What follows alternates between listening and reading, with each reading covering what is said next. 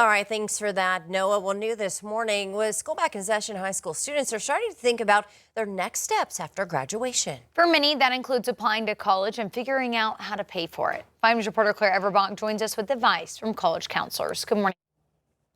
Good morning, Tiffany. Joe, applying for college can certainly feel like a lot, but then there's also the question of how to pay for it.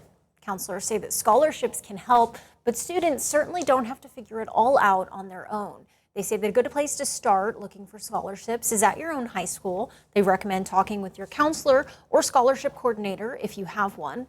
From there, students can look at national scholarship websites, but counselors say they shouldn't overlook local opportunities. In Northwest Arkansas, community organizations and other local groups offer scholarships to students. They also say students should keep track of deadlines. For example, the University of Arkansas has a November 15th priority deadline for scholarships. And counselors also say that students shouldn't get discouraged if they don't get every scholarship or college opportunity that they apply for. And there is going to be other opportunities, and these students usually do have multiple things that they can do and participate in.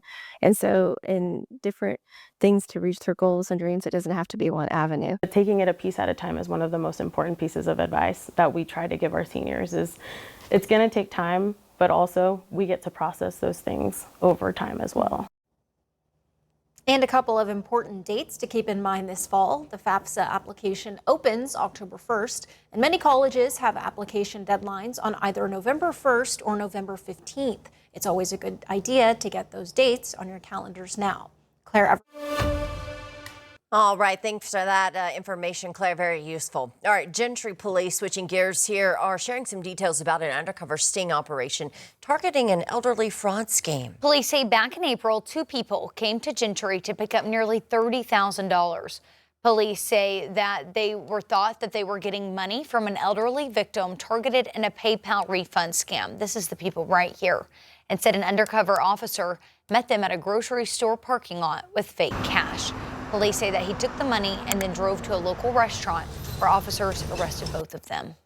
These scammers are professional. So again, it's just be cautious and know that if you are contacting somebody, you should be contacting them. They shouldn't be contacting you.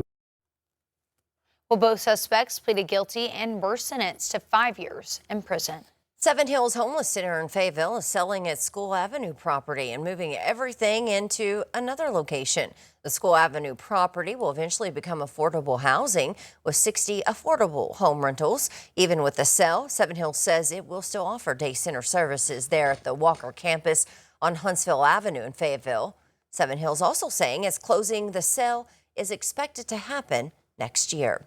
Well, today in Fayetteville, an event is giving veterans and their families a chance to learn about resources available through the Wounded Warrior Project. And Washington County Veteran Services will host a breakfast at their office, West North Street, there at 10 a.m. And the briefing will cover eligibility requirements, benefits, and programs. On-site registration will also be offered. Well, from the court to the street, Fort Smith is honoring one of its own. The city will dedicate part of North 25th Street next to Northside High School as Isaiah Joe Court.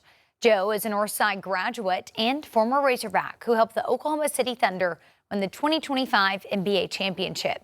He hosts an annual basketball camp at his former high school. The ceremony will be tonight at 6. Joe will be there with city officials, community leaders, families, and fans. And the Razorbacks will be at the governor's mansion this evening to kick off the fall football season. This is video from previous celebrations at the state capitol. Yeah, the governor is hosting guests like the U of A chancellor, athletics director, and head coach Ryan Silverfield.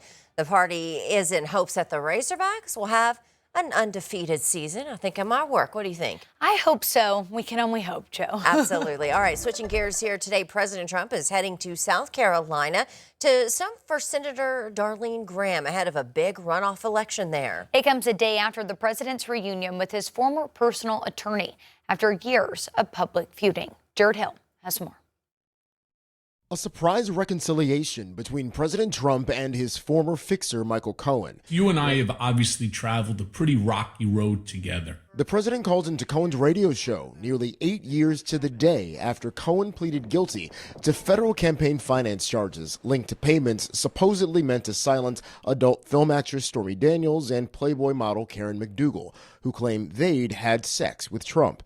The president has denied those allegations. Cohen served prison time and later testified against the president before Congress. I am ashamed of my weakness and my misplaced loyalty, of the things I did for Mr. Trump in an effort to protect and promote him. And in the 2024 criminal case related to the payments to Daniels, Trump was ultimately convicted of falsifying business records. They weaponized you, they weaponized a lot of people, and I respect the fact that you recanted everything you said. Cohen says he's seeking a pardon. In the interview, President Trump also touted the economy despite rising prices sparked by the U.S. war with Iran. Iran can never have a nuclear weapon, very simple, and I think the public sees it. Further east, new tensions on the Korean peninsula. South Korea says the North fired a series of ballistic missiles. This not long after President Trump ordered the Pentagon to pull back on military drills with South Korea, citing his relationship with North Korea's leader. The fact that I get along with him, that's a good thing, not a bad thing. North Korea dismissed the president's gesture. Jared Hill, CBS News.